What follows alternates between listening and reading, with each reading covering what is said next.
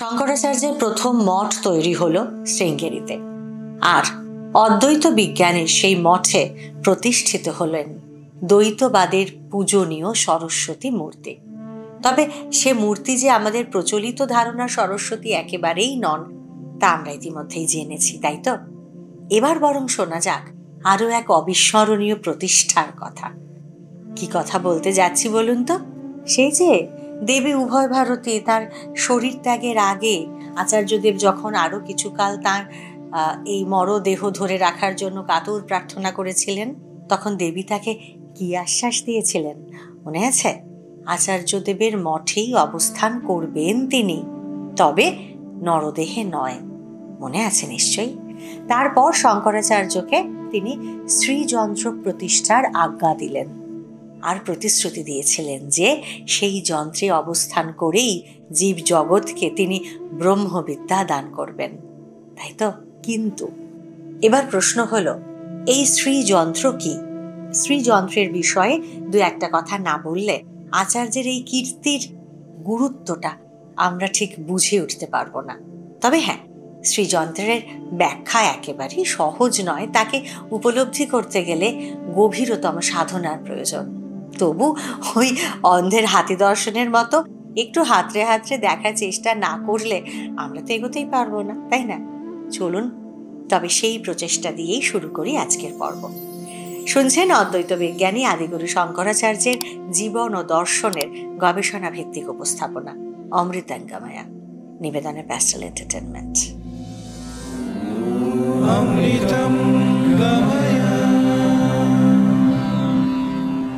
সনাতন ভারতীয় আধ্যাত্মিকতায় শক্তি সাধনার বা তন্ত্র সাধনার দুটো ধারা রয়েছে, একটি কালীকুল, অপরটি শ্রীকুল। কালীকুলের প্রধান অধীশ্বরী হলেন মহাদেবী কালিকা, আর শ্রীকুলের কেন্দ্রে রয়েছেন মহাশক্তি ললিতা ত্রিপুর সুন্দরী। এই দুই শক্তি ব্রহ্মবিদ্যা রূপিণী, তবে দুজনের প্রকাশ কিন্তু একদম আলাদা। কালী স্বয়ং শূন্য রূপা, আর ওদিকে ত্রিপুর সুন্দরী একেবারে পূর্ণ রূপা, তাই তো? অবশ্য আধ্যাত্মিক উপলব্ধির পরম স্তরে শূন্য এবং পূর্ণ একই। রাজকুমার সিদ্ধার্থ সর্বশূন্যবাদে অধিষ্ঠিত হয়েই তো পূর্ণ জ্ঞানী বুদ্ধ হয়েছিলেন, তাই না? না, সে প্রসঙ্গে যাচ্ছি না। যারা সে বিষয়ে একটু জানতে চান তাদেরকে বলতে পারি আমাদের তথাগত সিরিজটা একটু শুনে নিতে পারেন। আমরা বিশ্বাস করি নিশ্চয়ই আপনাদের ভালো লাগবে। আমরা যতটা পেরেছি আমাদের মতো করে সহজভাবে একটু বলার চেষ্টা করেছি। তো হ্যাঁ, যা বলছিলাম, রূপে, সাধনায়, প্রতীকে এবং আচারে কালিকা আর এই ত্রিপুর সুন্দরী দেবীর মধ্যে তফাৎ ছিল বিস্তর, তফাৎ আছে বিস্তর। ললিতা ত্রিপুর সুন্দরী বিরাজ করেন শ্রীযন্ত্রে, সেই যন্ত্রের প্রধান আরাধ্য দেবী তিনি। অবশ্য শ্রীযন্ত্রের মাধ্যমে শক্তির সকল রূপেরই আরাধনা করা যায়। এই ললিতা ত্রিপুর সুন্দরী দেবী ষোড়শী নামেও প্রসিদ্ধ। এখানে আরো একটা কথা মনে পড়ছে, কি বলুন তো?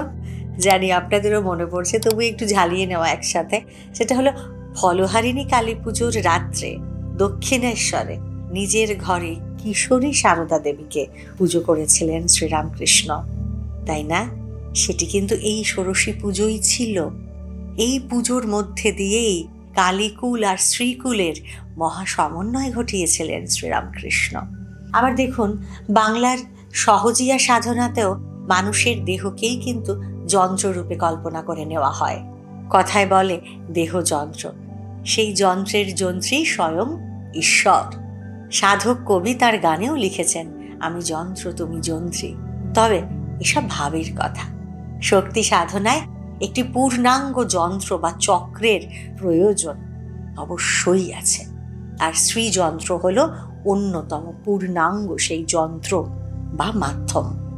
যন্ত্র অর্থে এটি কিন্তু কোনো ধাতব বিষয় নয়, আসলে এটি একটি নকশা, একটা জ্যামিতিক ধাঁচের মতো, অত্যন্ত সূক্ষ্ম এবং কঠিন। শ্রীযন্ত্র বা শ্রীচক্রে 9টি, জানেন, 9টা সম মাপের ত্রিভুজ রয়েছে। একটি আরেকটির সঙ্গে পরস্পর যুক্ত থাকে। আবার সেই ত্রিভুজগুলোর কেন্দ্রস্থলে আছে একটা বিন্দু। গত পর্বে আমরা জেনেছি সৃষ্টি চরাচরের বাহ্যভূমিতে প্রকাশ ঘটার আগে মহাশক্তি এই বিন্দু অবস্থাতেই ছিলেন। এখান থেকে নিজেকে তিনি 3টে ভাগে ভাগ করেন। শ্রীযন্ত্রের এই 9টি ত্রিভুজের জন্য একে নবযোনি চক্রও বলা হয়। সেই 9টি মূল ত্রিভুজ আবার পরস্পর সন্নিবদ্ধ হয়ে আরো 43টি ছোট ছোট ত্রিভুজ গড়ে তোলে। এই যন্ত্রের আরো অনেক সূক্ষ্ম ভাগ রয়েছে, তবে অতটা বেশি করে অতটা বিশদে বলাটা একটু কঠিন হয়ে যাবে, আর সেগুলো অত্যন্ত গুচ্ছও বটে। সুতরাং সেই বিশদ আলোচনা আপাতত থাক। শুধু এটুকু বলা যেতে পারে যে এই যন্ত্রটি মহাজাগতিক সৃষ্টিতত্ত্বের প্রতীক। এই যন্ত্রেই পূর্ণ অদ্বৈত বোধ প্রতিফলিত হয়। অবশ্য মনে রাখতে হবে, শঙ্করাচার্য কিন্তু এই শ্রীযন্ত্রের প্রতিষ্ঠাতা নন। যন্ত্র তাঁরও বহু আগে থেকেই ভারতীয় সাধনার সম্পদ। আবার কেউ কেউ বলেন বেদের শ্রী সূক্তে এই যন্ত্রের উল্লেখ রয়েছে। শঙ্করাচার্য আচার বিচার আর বিভ্রান্তির আড়াল থেকে এই যন্ত্র তত্ত্বের একটা স্বচ্ছ এবং ঠিকঠাক প্রকৃত ধারণা আবারও ফিরিয়ে আনলেন। অবশ্যই তার যুগোপযোগী পরিমার্জনও ঘটল তার হাতে। বস্তুত তাঁর মতো সদা সর্বদা ব্রহ্মবোধে অধিষ্ঠিত সত্তা ছাড়া পূর্ণ শক্তি তত্ত্ব জানতে পারা আর কার পক্ষেই বা সম্ভব ছিল বলুন? শুধু নিজে জানা নয়, বিশ্ব চরাচরের কল্যাণের জন্য সেই শক্তি চেতনার উদ্বোধনই বা আর কে করবেন? শঙ্করাচার্যের শৃঙ্গেরি মঠে স্থাপিত শ্রীযন্ত্র শক্তি এবং প্রজ্ঞার একযোগে প্রকাশের অনন্য মাধ্যম। কারণ সেই যন্ত্রে অধিষ্ঠান করছেন মহাবিদ্যা ষোড়শী ত্রিপুর সুন্দরী। ভারতের আধ্যাত্মিক চেতনার তার চেয়ে বৃহৎ এবং পূর্ণাঙ্গ রূপ আরেকটিও নেই। রূপ এবং ব্যাপ্তির জগতে তিনিই শেষ কথা। সর্বসিদ্ধিপ্রাপ্ত ব্রহ্মজ্ঞানী আচার্য শঙ্করের শক্তি চেতনা সম্পূর্ণরূপে তাঁকে ঘিরেই। এমনকি এই শ্রীবিদ্যা বা ষোড়শী বিদ্যা সাধনা করেছেন শ্রী চৈতন্য পার্ষদ নিত্যানন্দ প্রভুও। এবার প্রশ্ন হলো, কে এই মহাদেবী ত্রিপুর সুন্দরী? তাই তো, এই ত্রিপুর সুন্দরীকে ষোড়শী নামেও সম্বোধন করা হয় তার অনন্ত কৈশোরের কারণে। আবার 16 কলায় তো পরম পূর্ণতাও বোঝায়, তাই না? আর 16 মানেও তো ষোড়শী। আবারও দেখুন, তার অপরূপ লালিত্যের জন্য তাকে ললিতা নামেও আরাধনা করা হয়ে থাকে। এই মহাদেবীর বালিকা অবস্থাও রয়েছে। 6 থেকে 9 বছরের মধ্যে তার বয়স। সেই বালিকা অবস্থার নাম বালা সুন্দরী। এই বালা সুন্দরীর সাধনায় সিদ্ধি লাভ করার পরে ত্রিপুর সুন্দরীর সাধনার যোগ্যতা জন্মায়। ত্রিপুর সুন্দরীর নামটির এবার একটু বিশ্লেষণ করা যাক। সংস্কৃতে ত্রি শব্দটির অর্থ কি? 3। আর সনাতন হিন্দু দর্শনে দেখুন এই 3 সংখ্যাটি অত্যন্ত মাহাত্ম্যপূর্ণ। কেন বলুন তো? যে কটি আধ্যাত্মিক সংখ্যা রয়েছে 3 তাদের মধ্যে অন্যতম। কারণ দেখুন, দেবদেবীদের 3টি চোখ আঁকা হয়। বিল্বপত্রের ডাঁটিতে আমরা 3টে পাতা থাকলে তবেই সেটি যজ্ঞে আহুতি দেবার জন্য নির্বাচন করে থাকি। আবার প্রধানতম দেবতা হিসেবে সেই 3 জনই রয়েছেন। আবার সৃষ্টির প্রধান উপাদান হিসেবেও দেখুন সত্য, রজ আর তম, এই 3টি গুণের কথাই শাস্ত্রও বলেছেন, তাই তো? এমনকি অবস্থানের ক্ষেত্রেও সেই 3টি প্রধান লোকের কথাই আমরা জানি, স্বর্গ, মর্ত এবং পাতাল। আবার সময় বা কালও সেই 3টি, অতীত, বর্তমান এবং ভবিষ্যৎ। সুতরাং সমস্ত দিক থেকেই এই 3 সংখ্যাটির স্থান অত্যন্ত উচ্চে। তাহলে ত্রিপুর সুন্দরীর ত্রি এর ব্যাখ্যা আমরা পেলাম। এবার আসি পুর শব্দে। পুর অর্থে নগর বা শহর, তবে এই অর্থটিকে প্রতীক হিসেবেও ধরা যায়। এই পুর শব্দটি দিয়ে বিভিন্ন অবস্থার কথা প্রকাশ করা চলতে পারে, কিংবা বিভিন্ন লোক অথবা দশা সবটাই এই শব্দটি দ্বারা প্রকাশ পায়। স্বর্গমর্ত, পাতাল, বুদ্ধি, বোধ, চৈতন্য, সৃষ্টি, স্থিতি, লয়, সত্য, রজ, তম, এমনকি ভাগবত ভক্ত ভগবান, এই প্রতিটি বিষয়ও যদি পুর বা অবস্থান হিসেবে ধরে থাকি, তাহলেও দেখছি যে সেগুলোর সঙ্গে সেই 3 সংখ্যাটি ভীষণ রকমভাবে জড়িয়ে। সুতরাং সাধারণ বোধ থেকে এটুকু ধারণা করাই যায় যে অবস্থা বা অবস্থান প্রকৃতপক্ষে 3টি। 3 অবস্থা কিংবা 3 অবস্থানেই যিনি সমানভাবে প্রকাশিত, সমান সুন্দর, তিনি মহাবিদ্যা ত্রিপুর সুন্দরী। তিনি নিজে প্রত্যেকটি অবস্থার উৎস এবং রক্ষা করছেন। আবার তিনি নিজেই নিজেকে এই ভিন্ন ভিন্ন অবস্থা রূপে ভাগ করে নিয়েছেন। আর প্রত্যেকটি অবস্থারই ধারক বা পালক হিসেবে একজন করে দেবতাকে ভাবা হয়ে থাকে। যেমন সৃষ্টির ধারক ব্রহ্মা, স্থিতির ধারক বিষ্ণু, আবার লয়ের দায়িত্বে রুদ্র। বস্তুতপক্ষে সমস্ত ভিন্ন অস্তিত্ব এবং দেবতা রূপে এই মহাশক্তি স্বয়ং প্রকাশিত, শুধু নিজেকে বিভাজন করে চলেছেন তিনি, তাই তো? আসলে এটা যদি আমরা একটু ছোট করে জিস্টে বলি, তাহলে তার সারাংশ দাঁড়ায় 3 ধাম 3 কাল 3 গুণ যার, সৃষ্টির শুরু আর শেষ, তার উপরে পূর্ণ যা, সব থাকে ভাঙে না তো কিছু, একক সে শক্তিতে সব সমাহার, সকলই যন্ত্ররূপ যন্ত্রীর কাছে, যন্ত্রী স্বরূপ যিনি জীব অন্তরে, কেন্দ্রে তাকেই রেখে চরাচর সব তাঁরই দেখানো পথে ঘোরে, তাঁরই পিছু, একক সে শক্তিতে সব সমাহার, পূর্ণ যা, সব থাকে ভাঙে না তো কিছু।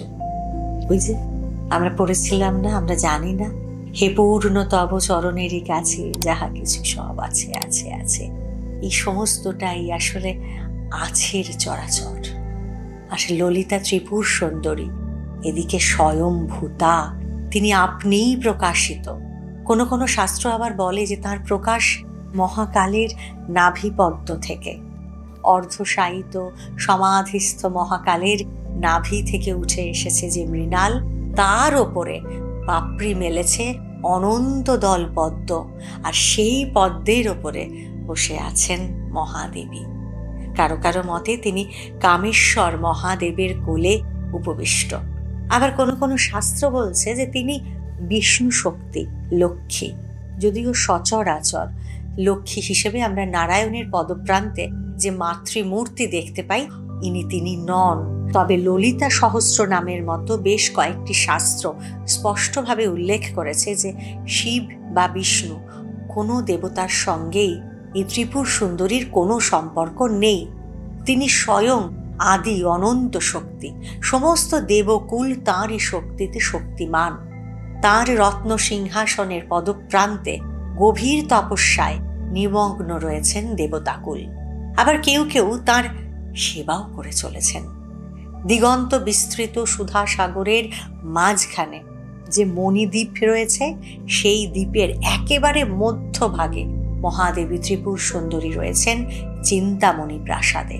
আর তাকে ঘিরে রয়েছে অসংখ্য পথ, অসংখ্য প্রাসাদ, অসংখ্য নির্মাণ। দেবী, যোগিনী, দণ্ডিনী সকলেই তার আজ্ঞায় কোনো না কোনো দায়িত্ব পালনে রত। সেই মণিদ্বীপে সৃষ্টির সকল ঐশ্বর্য উজাড় করা রয়েছে। ঐশ্বর্য আর অলঙ্কারের ছটায় উজ্জ্বল মণিদ্বীপের মাঝখানে অনন্ত ঐশ্বর্য রূপিণী ত্রিপুর সুন্দরী স্বয়ং ঝলমল করছেন মহাতেজে, সূর্যের মতো। প্রকৃতি বা নারী শক্তি ছাড়া কোনো পুরুষ শরীরের সেই দ্বীপে প্রবেশের অধিকার নেই। কোনো পুরুষ যদি কখনো প্রবেশ করেন, তক্ষুনি তার দেহ নারী শরীর প্রাপ্ত হবে। ত্রিপুর সুন্দরী মহাপ্রকৃতি যে, তাহলে এভাবেই বলা যায় যে 3 লোকে 3 কালে 3 গুণে তার আপন বিভা সূর্যকণা ঢালে। সবখানে তার বাস, সকল উৎসের কারণ তিনি ত্রিপুর সুন্দরী। আবার গভীর অপ্রকাশ, অনন্ত নিঃসীম, সৃষ্টি জোড়া আকার, তবু দিগন্তে বিলীন। পূর্ণ আহামরি 16 কলায় বিরাজিছেন ললিতা সুন্দরী। কি অপূর্ব রূপ, না কি অপূর্ব প্রজ্ঞা তার! তা এই পরমা শক্তির অনন্ত বিচ্ছুরণকে পৃথিবীর সীমিত গণ্ডিতে আহ্বান করে নিয়ে আসার ক্ষমতা সাধারণ মানুষের তো নেই। লোকের কল্যাণে আর ব্রহ্মবিদ্যার উন্মেষের জন্য নিজের সাধনায় সর্বস্ব দিয়ে তাকে প্রতিষ্ঠা করতে পারলেন একমাত্র মহাগুরু শঙ্করাচার্য। শ্রীযন্ত্র হলো সেই মহাবিদ্যার সার্থক প্রতীক। এরও বহু যুগ পরে আমরা দেখব যে আবারও এক মহামানব তার গভীরতম সাধনায় সেই মহাপ্রকৃতির উদ্বোধন ঘটাচ্ছেন, উৎসর্গ করছেন তার সমস্ত সাধনার ফল, আহ্বান করছেন, হে বালে, হে সর্বশক্তির অধিকারিণী মাতো, ষোড়শী ত্রিপুর সুন্দরী, সিদ্ধিদ্বার উন্মুক্ত করো। শ্রীরামকৃষ্ণের কথা বললাম। এবার আর শ্রীযন্ত্রে নয়, বরং শ্রীরূপিণী শারদা শরীরে ত্রিপুর সুন্দরীর জাগরণ ঘটাচ্ছেন রামকৃষ্ণ পরমহংসদেব। আহা, তবে সে অবশ্য অন্য প্রসঙ্গ। আপাতত আমরা দেখলাম যে কিভাবে অসাধ্য সাধন করলেন অদ্বৈত মূর্তি আচার্য শঙ্কর। অদ্বৈত বিদ্যার পরম সিদ্ধি ছাড়া মহাশক্তির এই জাগরণ একেবারেই সম্ভব ছিল না। কিন্তু দেবী উভয় ভারতী এইভাবেই প্রতিষ্ঠিত হলেন আচার্য শঙ্করের শ্রীযন্ত্রে। সম্পূর্ণতা পেল শৃঙ্গেরি মঠ। তবে এই মঠের প্রধান কিন্তু আচার্যদেব হলেন না। তার প্রথম মঠের প্রধান বা মহন্ত হিসেবে সুরেশ্বরাচার্যকেই মনোনীত করলেন আচার্য শঙ্কর। সেই যে মণ্ডন মিশ্র, আচার্যদেবের কাছে সন্ন্যাসে দীক্ষিত হয়ে যিনি সুরেশ্বরাচার্য পরিচয় লাভ করলেন। বাহ্য জগতে তিনি, মনে আছে নিশ্চয়ই, উভয় ভারতীর স্বামী ছিলেন। আবার আধ্যাত্মিক পরিসরে তিনিই হলেন, দেখুন, দেবী উভয় ভারতীর শ্রীবিদ্যারূপের প্রধান পূজারী। শঙ্করাচার্যের আশ্চর্য দর্শনে স্বামী বদলে যাচ্ছেন পূজারীতে। কিন্তু কিভাবে সম্ভব হলো এই অতিলৌকিক উত্তরণ? সেই কথাই জানবো এবার। জানো বা না জানো, তুমি সেই জগৎ কারণ। সৃষ্টির বহু রূপ আর বহু স্থিতি, এসব তোমারই আভরণ। তুমি সেই জগৎ কারণ। জানো বা না জানো, তুমি সেই এক উপাদান। নিখিল বিশ্ব মাঝে প্রকাশিছ তুমি, অসংখ্য দেহ, নানা নাম। তুমি সেই এক উপাদান। জানো বা না জানো, তুমি সেই পরম চেতন অবিনাশী। কারেই বা জানবে, আছে কার কেবা, সব তুমি। তত্ত্বম আসি, তুমি সেই।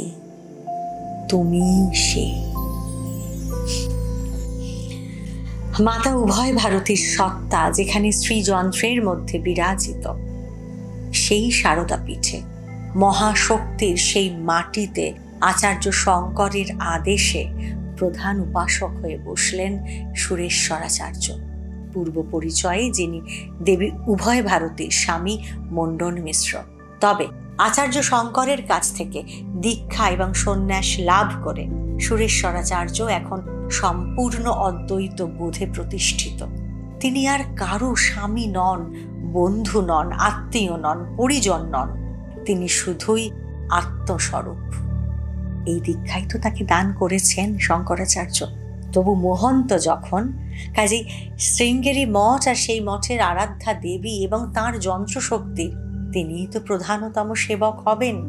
সুতরাং ললিতা ত্রিপুর সুন্দরী রূপিণী দেবী উভয় ভারতী এই মঠের প্রধান আরাধ্যা এবং সুরেশ্বরাচার্যেরও।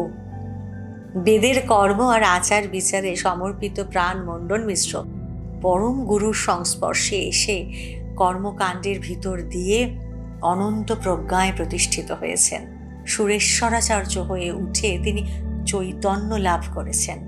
কর্মই যে প্রকৃত উদ্দেশ্য নয়, কর্ম যে একটি উপায় মাত্র বা পথ মাত্র, এতদিনে এই বোধ তার দৃঢ় হয়েছে। তার রূপান্তর ঘটিয়েছে আচার্যর থেকে শোনা সেই মহাবাক্য তত্ত্বম বসে। ছান্দোগ্য উপনিষদ বলছেন এই মহাবাক্য, বলছেন মহর্ষি উদ্দালক। তার ছেলে শ্বেতকেতু নিজেই মহর্ষির অন্যতম প্রধান শিষ্য। শ্বেতকেতুকেই এই মহাবাক্য শোনাচ্ছেন আচার্য উদ্দালক। বলছেন, তুমি যাকে খুঁজছো শ্বেতকেতু, তিনি আসলে তুমি, বাইরে কেউ কোথাও নেই। বালক শ্বেতকেতু, অনভিজ্ঞ শ্বেতকেতু তখনও পর্যন্ত বুঝে উঠতে পারছেন না এই নিগূঢ় তত্ত্ব। এবার তাকে জলের মতো সহজ করে বোঝাতে বসলেন মহর্ষি। বললেন, একেবারে আদিতে সৃষ্টি বলে কোথাও কিছু ছিল না, ছিলেন শুধু এক উপস্থিতি বা এক অস্তিত্ব। তার কোনো দুই নেই, তিনি একেবারে একা।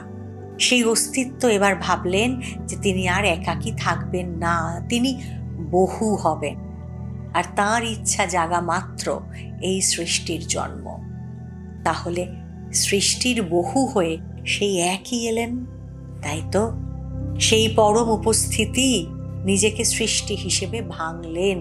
সেই কারণেই সৃষ্টির উপাদান, শিকড়, নিবাস অর্থাৎ সৃষ্টির যে মূল ভিত, সবটাই একমাত্র তিনি। তাকেই পরম সত্য নামে ডাকছি, আত্মা নামে জানছি। পুত্র শ্বেতকেতুকে মহর্ষি উদ্দালক বললেন, তত্ত্বম আসি, তুমি সেই তত্ত্ব বা সত্য। মহর্ষি উদ্দালক তার বালক পুত্রকে নাম রূপের ক্ষুদ্র গণ্ডি থেকে এক অসীম ব্যাপ্তির দিকে এগিয়ে দিচ্ছেন। আর এই একটি মহাবাক্যকেই সম্বল করে উৎসে ফিরছেন শ্বেতকেতু। মণ্ডন মিশ্রের সমস্ত দর্প চূর্ণ হবার পরে তাকেও কর্মের বাঁধন খুলে অনন্তের পথে নিয়ে এনে তুলছেন শঙ্করাচার্য। প্রতিষ্ঠিত করছেন অভেদ অদ্বৈত বোধে। সমস্ত পরিচয়, সম্পর্ক আর জাগতিক চেতনার বাইরে এসে দাঁড়াচ্ছেন সুরেশ্বরাচার্য। এ তার চেতনা থেকে চৈতন্যে উত্তরণ। এই চৈতন্যই তো অদ্বৈত জ্ঞানের ভিত্তি, জীবজগতের পরম উপাদান, সেই অদ্বিতীয় সত্য। সেই অদ্বিতীয় সত্য বা আত্মা বা ঈশ্বর স্বয়ং চৈতন্য স্বরূপ। সৃষ্টি সেই চৈতন্যেরই প্রকাশ। সৃষ্টি আর স্রষ্টা অতএব স্বরূপত এক। কাজেই কে আর কাকে খুঁজবে? দু চোখ থেকে পর্দা গেলে বুঝবে, সবই বুঝবে। কেউই কোথাও আসেনি বা যাবেও না কেউ দূরে, বৃথাই মর ঘুরে। দুই বলে কেউ নেই যেখানে, কার সাথে আর জুঝবে? দু চোখ থেকে পর্দা গেলে বুঝবে, সবই বুঝবে। তবে শুধু শ্বেতকেতু বা মণ্ডন মিশ্রকেই যে তাদের পরম গুরুরা হাত ধরে অদ্বৈতের পথে পৌঁছে দিয়েছিলেন তা কিন্তু নয়। নিজের বাইরে অপরের দুঃখে, দেশের বাইরে বিদেশের যন্ত্রণায়, ঘরের বাইরে পরের বিপর্যয়ে মুহূর্তের জন্য হলেও আমাদের মনটাও কি আনচান করে ওঠে না? ওঠে তো। বুকটা একটু হলেও টনটন করে ওঠে তো। চোখে দুফোঁটা জলও এসে পড়ে না? তাহলে সেই অদ্বৈতে, সেই অমৃতে তো আমরা নিজেরাও প্রতিষ্ঠিত, অন্তত সেই সময়টুকুর জন্য। জানি বা না জানি, তাই তো? কিন্তু কিভাবে? শঙ্করাচার্যের হাত ধরে নিজেদের ভেতরটা আমরাও কি একটু খতিয়ে দেখে নেবার চেষ্টা করব? কি বলেন? করব তো? নিশ্চয়ই করব। আমাদের নিজেদের জন্যই করব, তাই তো? তবে আজ নয়, আগামী পর্বে একটাই অনুরোধ, আমাদের এই আলোচনা যদি ভালো লেগে থাকে প্লিজ চ্যানেলটা একটু সাবস্ক্রাইব করে নেবেন। তাহলে ওই কথাই রইল, আবারও ফিরে আসছি আগামী সপ্তাহে আগামী পর্বে। আর ততক্ষণে আমাদের সঙ্গে থাকুন, শুনতে থাকুন pastel entertainment presents pastel spiritual, আপনারা আমার সকলের ভালো থাকার পাসওয়ার্ড।